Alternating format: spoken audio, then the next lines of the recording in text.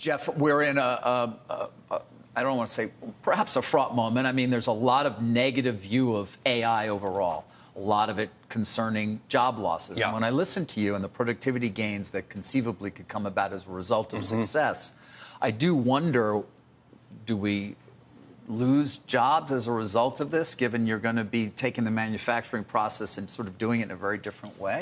No, I know there's a lot of concern in general about AI and job loss. I have a very different view. I think what's actually going to happen is we're going to have labor scarcity as a result.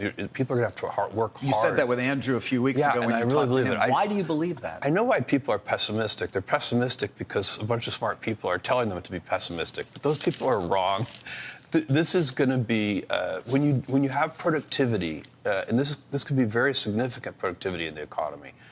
And that is going to raise the standard of living so that a lot of people who, for example, today have, two earner households, perhaps one of those earners will decide not to be in the job market, so they'll become a one earner household.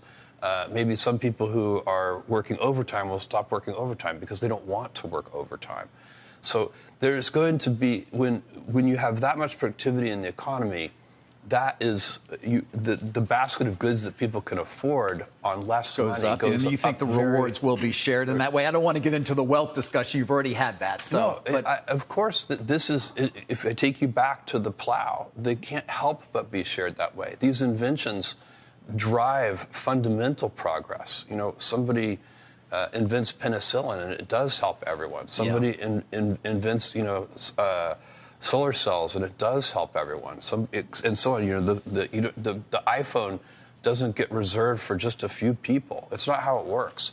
It's the inventions themselves that spread throughout society and improve life. As you said at the beginning, you share this optimism? I do. This is really important, right? What creates jobs? Companies occasionally create jobs, but what really creates jobs is invention. Inventions are based on dreams, but invention means that you actually make the dream a reality.